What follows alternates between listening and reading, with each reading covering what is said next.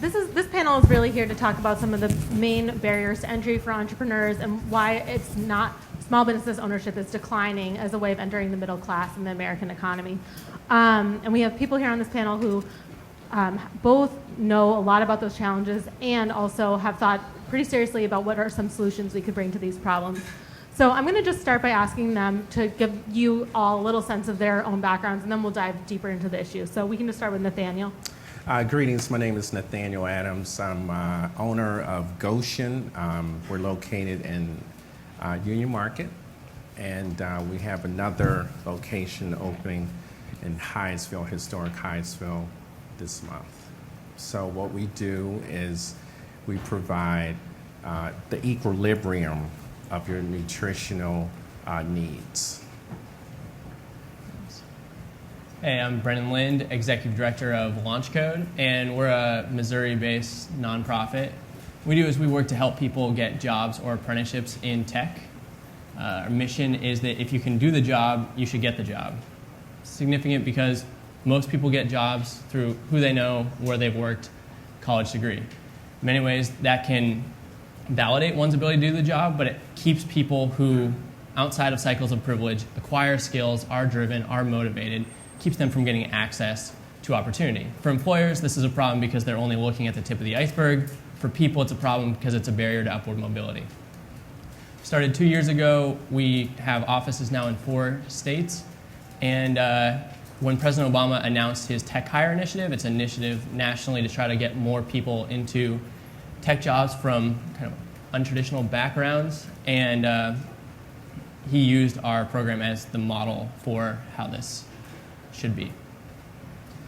Jonathan Swain. I'm currently with a company, FedBid. We're an online marketplace for buyers and sellers. In particular, one of the things we pride ourselves on is we create greater access for small business owners to get access to government contracts as well as contracts with private sector and not-for-profit organizations as well. Prior to FedBid, I was at the Small Business Administration with Aaron Andrew, my former colleague who was on the stage just previously. I was chief of staff there, and also have been working with the former administrator of SBA, Karen Mills, on some of her work related to U.S. competitiveness, entrepreneurship, and entrepreneurship growth in the country. Yep. So Jonathan, maybe we can start with you, and can you just give us kind of the bird's eye view? What is going on in the U.S. economy with small business ownership, and why is it concerning? Well, anytime we talk about small business and what might be impacting small business negatively, and certainly everybody in this room knows this, small businesses are a job engine for our economy.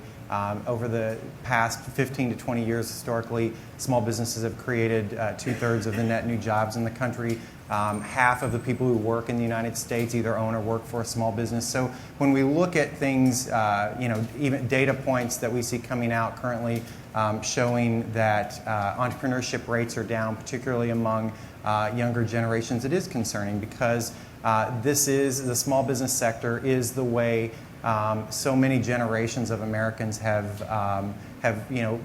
made their way into the middle class, supported their families, also supported employees who are able to live a middle class lifestyle because of the employment opportunity they have with a small business.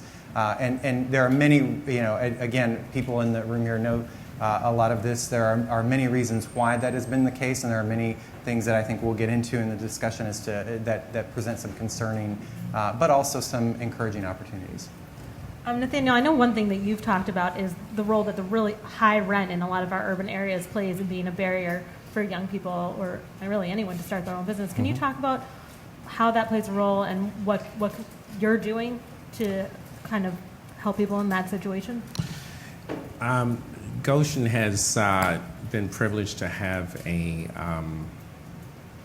4-unit building in its portfolio through family ownership. So what we're doing is we're giving entrepreneurs the opportunity by which to kind of remove the issue of housing, and we're kind of putting people together to synergize and to bring solutions to whatever it is that they want to work on.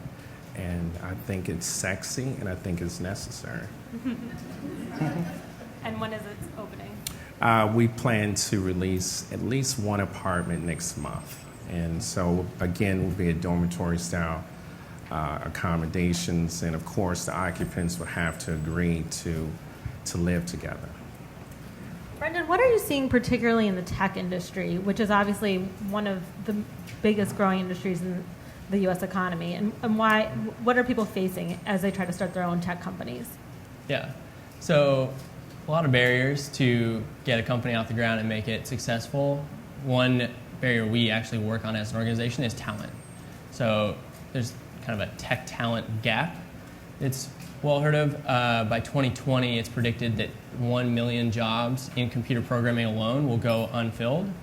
And access to really quality people who can help grow an organization and turn ideas into reality is one of the greatest barriers organizations face. And as an organization, that's what we work on. So we put people into apprenticeships, paid apprenticeships, and the idea is that it has to work both for the company, help them find talent that they couldn't otherwise find more affordably, and then also help a person realize new opportunity. And for us, we've had 90% of our apprenticeships ultimately get permanent full-time jobs, which means it's working for the employer.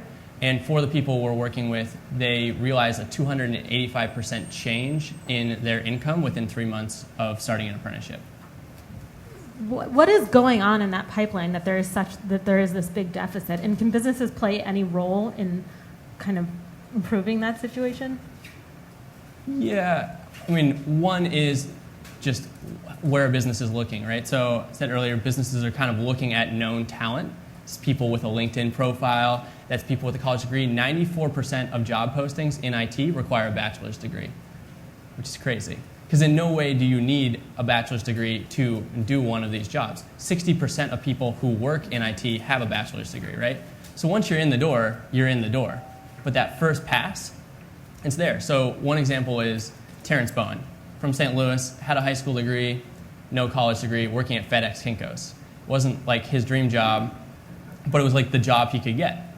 And he did it for 10 years. But at night, he would go home, teach himself how to code.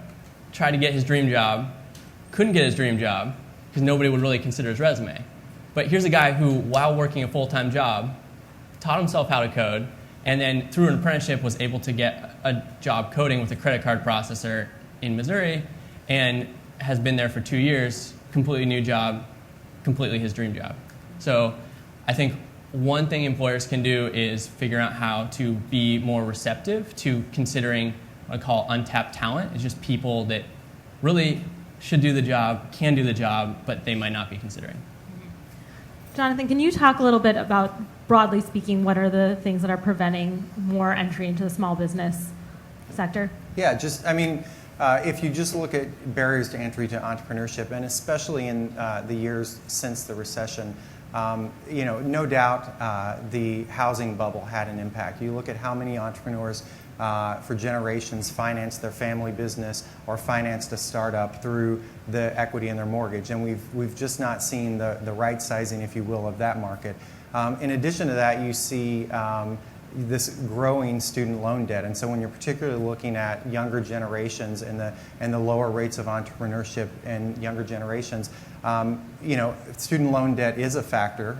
Most people believe because it's very hard to get the financing you need to start your business. Even if you connect the home mortgage and the student loan debt, it's hard with student loan debt to get a home mortgage that then you could use the equity to start a business. And so there's a real barrier there that I think in the height of the recession, not many people appreciated what the long-term impact of that is going to be. I also think, and I know that in the previous panel we talked a little bit about immigration. No doubt immigration reform is absolutely critical to entrepreneurship because we have declining rates of immigration, but as was mentioned earlier, immigrants historically coming to the U.S. have over-indexed in entrepreneurship. And so when we see that engine of entrepreneurship also taking an impact, it certainly impacts the opportunities that you see growing out of startups for not just the individual starting the company, but then the people that they'll go on to employ.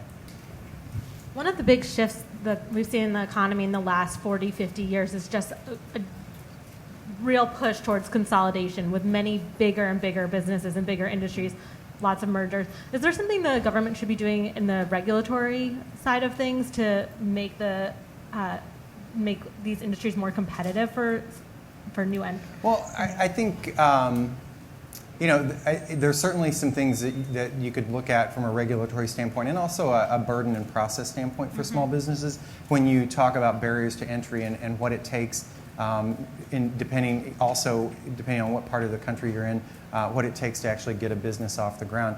But I also think that there are things that the government can do to actually help create more opportunities for small business owners.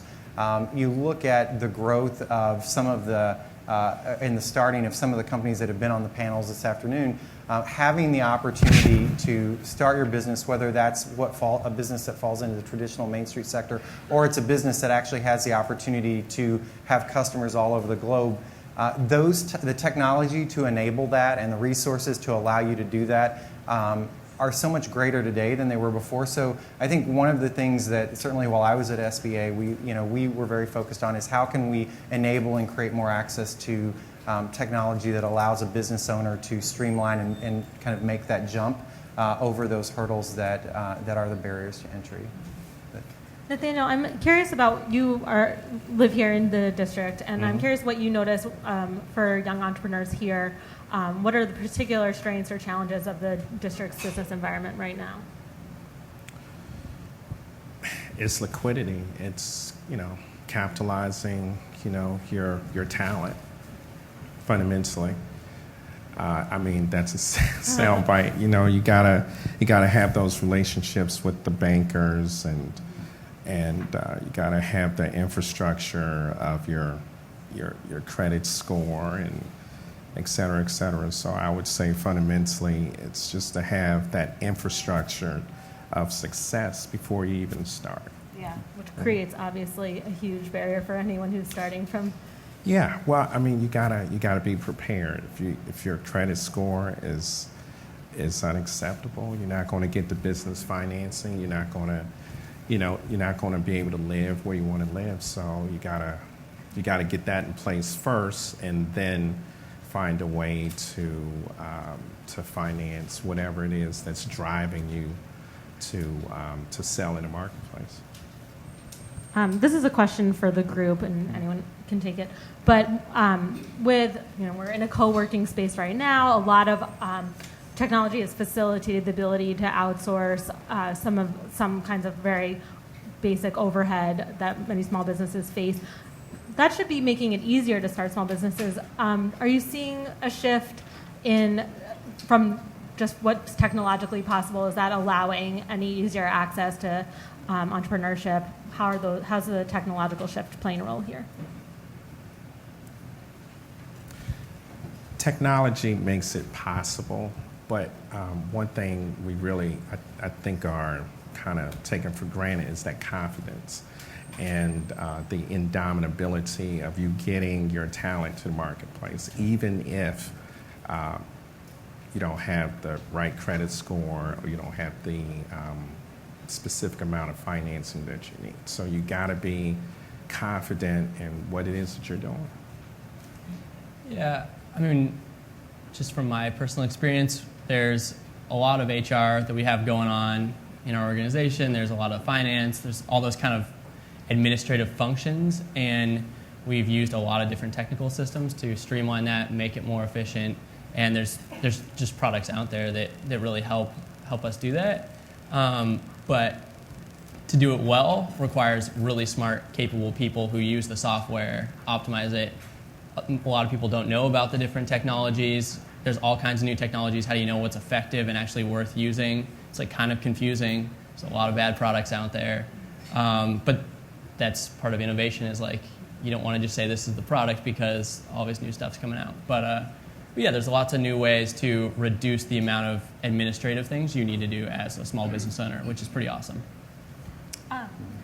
No, I was just going to agree with that. Certainly, the technology is there, but what I would couple with that is as an entrepreneur, knowing your business, knowing what it is you want to do, knowing what it's going to take. I know, I think it was Brandon with DC Raw earlier that mentioned, knowing how much money you need to start the business, but also once you start the business, knowing what, a lot of times business owners, and I can say this myself, having been a consultant for a while, understanding your cash flow is really important. And so you can have all the technology in the world using all the greatest and latest cloud platforms, but if you don't know your business, you're going to run into trouble. And so I think taking advantage of the technology, but also taking advantage of some of the traditional things, like a good mentor, somebody who's been down the path that you're on, who can tell you, what the lessons they've learned are, so that maybe you can avoid those. I think that's something that, as we look at some of the hype around certain successes in entrepreneurship, we kind of forget that the entrepreneurs who are most successful still, at the end of the day, know what their business is. They know what it takes to be successful. They know what their goals are. They know what their cash flow is. They can walk into a bank and present their plan and get financing. And those things are all difficult. I mean, I think that we can't underestimate that, but we also know that those are challenges that entrepreneurs have proven over and over that they can meet. My brother's an entrepreneur, and he enrolled in one of those incubator programs, Mm-hmm. and I know he found that hugely helpful and got a lot of the resources that you're talking about through that program. Do you see those playing a big role for young entrepreneurs? Is that too minor of a thing to even be on the radar? Or? From my standpoint, and again, just even the experience from the SBA, that's not minor at all. Actually, if you look at what we probably need to be seeing more of around the country are incubators, accelerators, spaces like Goshen open up where, in the academic world, they call them the entrepreneurial ecosystems. And that's that opportunity for an entrepreneur to find a place to locate, to find colleagues to work with, to find people who can share lessons learned, best practices, and other resources, and even access to capital. I mean, a lot of spaces, accelerators and that sort of thing. One of their main goals is to connect the entrepreneurs in the space with capital, and so I think it's not a minor thing at all. And I think the reason it doesn't get as much of attention is because it happens one by one on such a small scale. Because you have a place like Impact Hub, or you have Goshen, or you have whatever it may be in other parts of the country, and they're serving a handful of entrepreneurs, but they're not some mass production factory, if you will, but they're just as important to the economy. So I think it's a really important thing that it's been good to see the government at all levels also think about how you seed those types of things, but they probably can't be government run. So We're going to open up to the audience for questions now. So, questions? Right here in the front.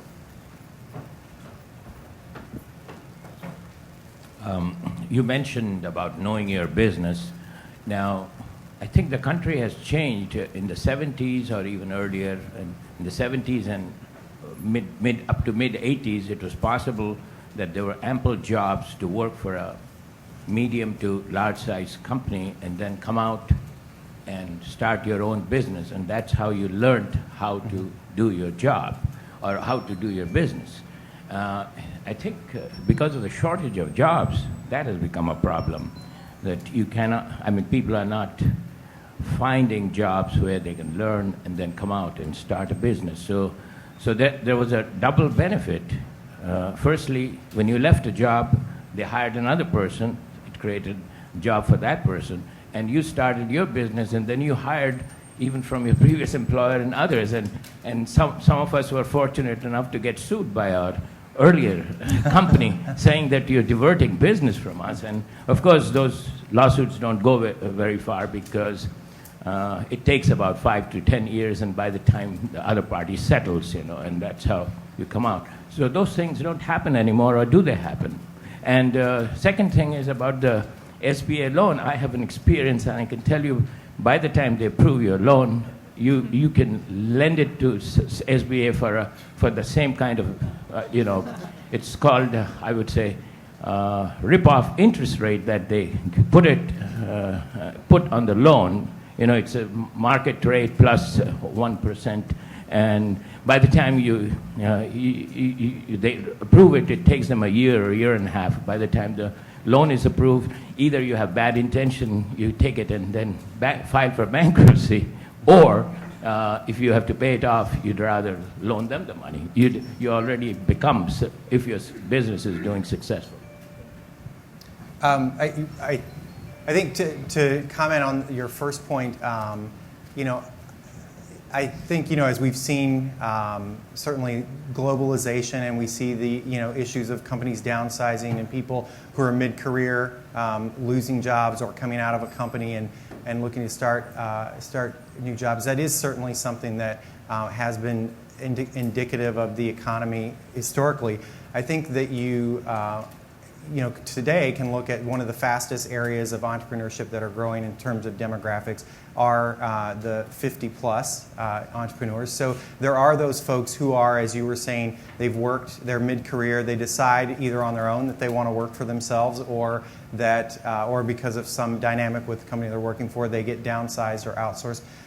You know, and so the question is how do we make sure that that people in that situation also have access to the resources, and there are a lot of entities, whether it's accelerators or otherwise, looking at that. But I also think one thing we don't quite understand as much yet in terms of the dynamics in the economy is what people refer to as the freelance economy, the people who just go out on their own and they don't want to employ anyone. They're the sole proprietors, and that is an actual area of entrepreneurship that is growing. And again, in today's world, you don't have to scale by number. You can scale by capacity that you can leverage through technology. And so that's, I think, an area that a lot of folks are really looking at, is the impact of the freelance economy. On the SBA loan point, I'm no longer with the SBA, but I can't let that completely pass. I think, you know, if you look at the lending industry, and I don't want to take up all the time, you look at the lending industry, this is an industry that, and no offense to lenders, but this is an industry that has remained the same for a very long time. And what you were seeing in the last few years, I mean, you know, my former boss, Karen Mills, would famously say you walk into a bank and apply for a loan the same way that her grandfather did when he applied for a loan.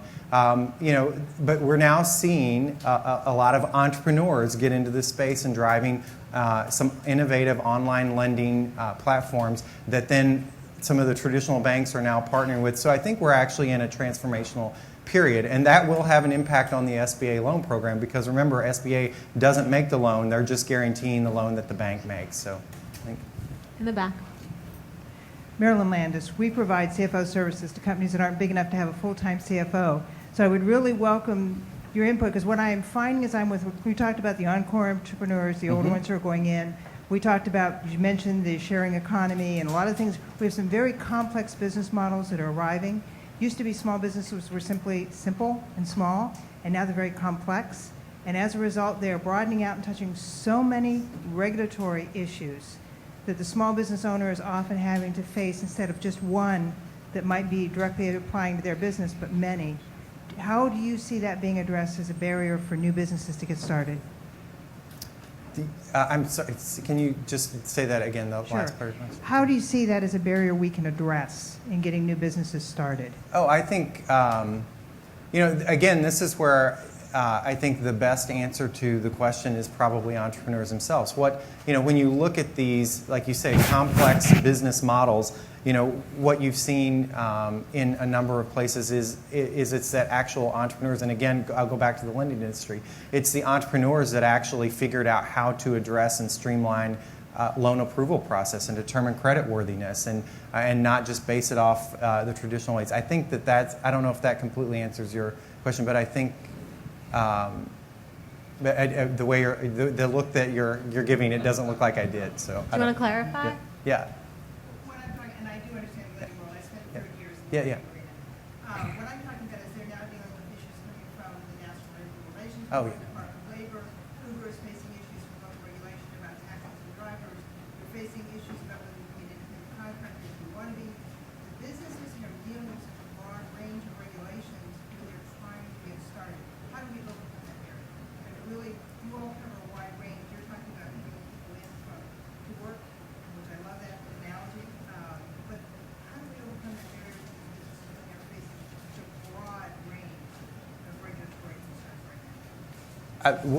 I've started. I think that this is where, as entrepreneurs and as small business community, we have to really press the government. I mean, this is where we have continued to build a regulatory system that ensures a lot of opportunity for entrepreneurs and a lot of ability for entrepreneurs to compete against their larger counterparts.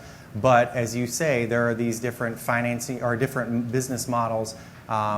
Whether it's the labor issues around things like Uber or whatever it may be, that have to be addressed. And we live with a government bureaucracy that the regulatory rulemaking process takes years, not months. And we've got to figure out how to press government to act quicker, because technology is enabling entrepreneurs to have issues that by the time the one that they have today is resolved regulatorily, they've got a whole new set of issues. So I don't know. I don't think there's a simple answer to this, but I do think that continuing to press government to not do away with regulation, because regulation in many ways, in many instances, are very good. But the problem I think that we encounter most of the time is that the regulation that we're living under doesn't meet today's environment or today's economy.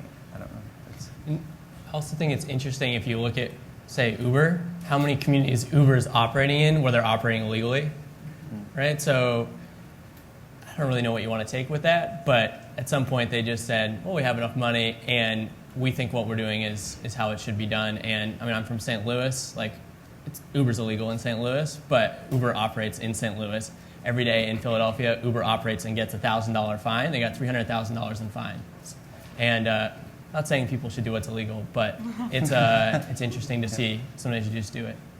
I think that's all we have time for. So thank you all so much for joining me, and that's it.